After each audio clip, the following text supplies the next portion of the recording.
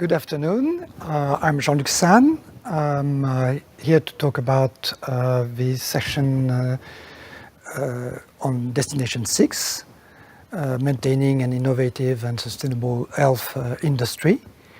I will work this session with another colleague from DG Santé. I am myself from DG RTD. For the moment, my colleague has a problem with his camera, so we won't see him on the screen, but he should be able to help answering the questions. I hope you had some time to watch the video. The video summarizes the destination topics, but neither the video nor what we can say here during the session have the real legal value. The value is the text of the call, and we instruct the evaluators when they assess the proposal to refer to the text if there are any ambiguities. So always read very carefully the text of the proposal. I will remind you that we have only 2 topics in this session, so it should be quite short in the sense. The first topic is on the development of EU methodological frameworks for clinical performance evaluation and post-market clinical performance follow-up of medical devices and in vitro diagnostic medical devices. And it's a first stage topics. The deadline is 11th of April. The instrument is a research and innovation action. And the total budget for this topic is 10 million euros.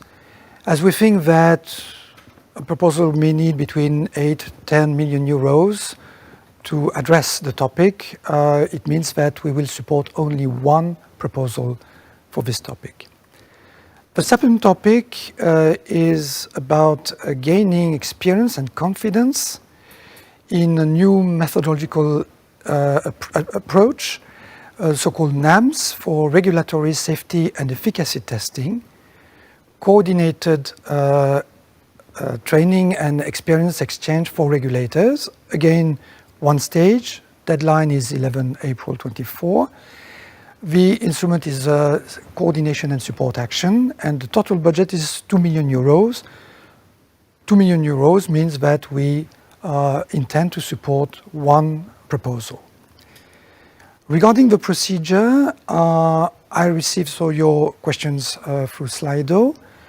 I will read them and answer, or my colleague will answer the question depending on what they are. We will not answer cross-cutting issue questions. There was a dedicated session in the morning, so we won't repeat. Nevertheless, if we receive questions, we will respond in writing, but not during the session. We will concentrate on the content of the topic.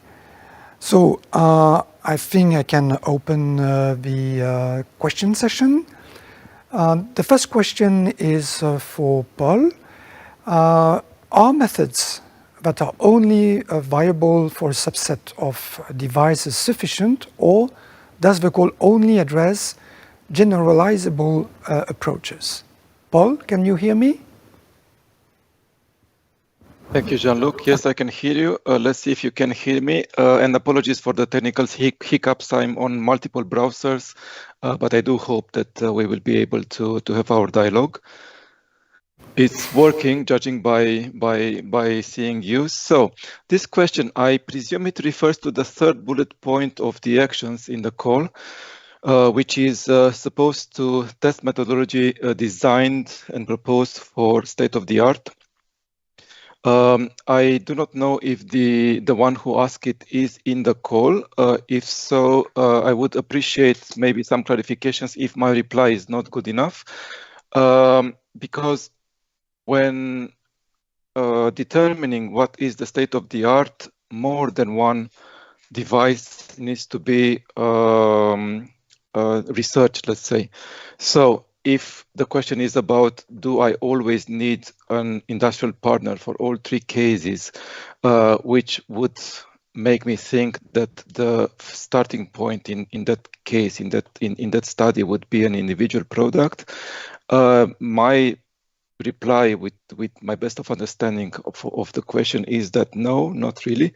You can study multiple devices or a subset of those multiple devices at the same time from one registry, for instance. Let's think a total knee replacement, or maybe a bioresorbable stent, which is a subcategory of stents. But you need to look at all representatives of the technology at a certain moment in time in order to actually make the case work. So, in brief, the reply is that no. If I comprehend correctly the question, industrial partners are not necessary for all study cases. You may work with one. It might, if it's in the development process, lead to difficulties in terms of confidentiality, but I wouldn't say that that's an absolute necessity for complying with the third bullet point. I hope at least my initial reply is useful, and I'm waiting for clarification question if that's the case. Thank you. Okay, so what I would do is to invite the person who asked this question, if the person is online, to resubmit the question based on what you said so that it clarifies the question.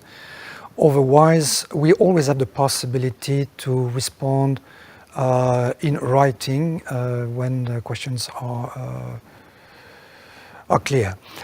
The second question I have is one that has already been asked in the past.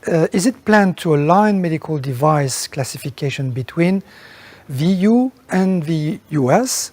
And should this be addressed for the topic?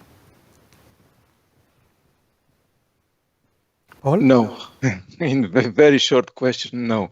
And although it sounds the same in terms of names and classes, the classification in US is not the same like in the one in EU. And in terms of types of risks and level of risks as it goes up in the classes, we are not completely overlapped. So if this is relevant for maybe participants in consortia which come from the US, which I understand now it's a possibility, the confines given by the EU classification as outlined in the call itself are the ones that will determine the coverage of the call itself. I hope it's clear. So again, very brief, no. Okay.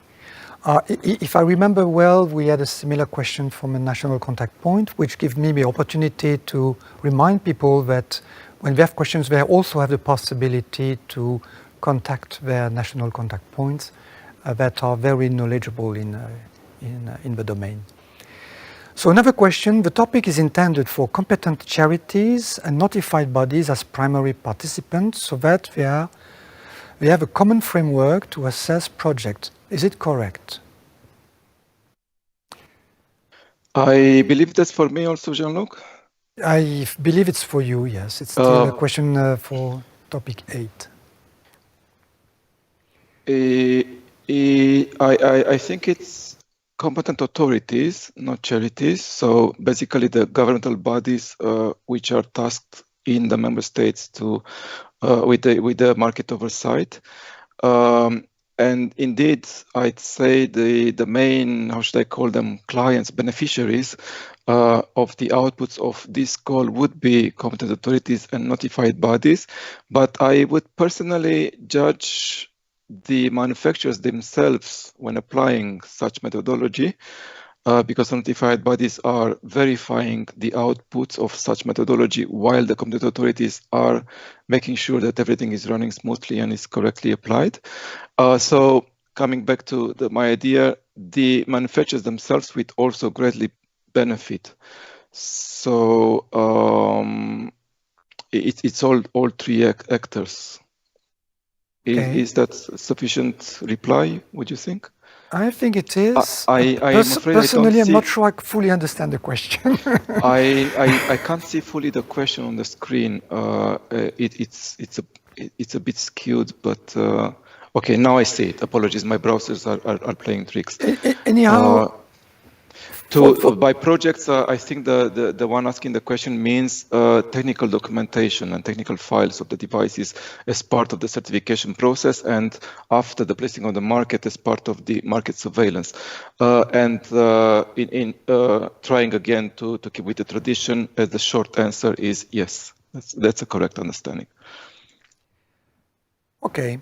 Then another question for you, Paul. Medical device in a combined product ATMP, so it's for regenerative medicines, advanced therapy, is eligible for the scope? Question mark. I do not think that the call is written with any limitations in mind, as long as it is a class 3 and implantable. So in brief, yes, if it falls within that class risk. Okay. Actually, it has to fall within the definitions of the regulation. What I would mean is that the approach normally for proposers is that if it's not forbidden by the topic, it is allowed. By definition, it can be allowed. And then the evaluators will compare. So it's more the question of comparison between proposals than very often the scope is broad in the sense that if it's not forbidden, it is allowed. I don't have any Slido for the moment. That means that maybe the questions may come. We can wait a little bit for more questions. The two topics are quite technical. They don't indeed, and that's maybe a reason why we don't have so many questions, address such a broad topic, because it's mainly for what I would say regulatory science or support to regulatory science, publicize the regulation for the users, facilitate the uptake of the devices, support the creation of platforms for authorities. So it's indeed addressing a smaller population than usually. But if there are any questions, we can still wait a little bit. If not, we'll see. But don't forget, you can still send additional questions in writing, and we can respond in the frequently asked questions. You can also contact your national contact points. Usually they have the capacity to respond directly. If they can't, what happens is that they address the question to us, and based on that, we provide them with an answer that they can provide you with. So it's quite straightforward process. Still no questions, so maybe okay. I think the topic were clear enough, so it was very well written. I will thank you, Paul. I will thank all the people who attended. Wish good luck to the proposers. So I remind you that you can send questions in writing. You can, using the platform, you can contact your national contact point. So I'm closing the session, and since we are the last session, I think I'm also closing the info day. So I wish you good luck again, and bye-bye. Thank you, bye-bye.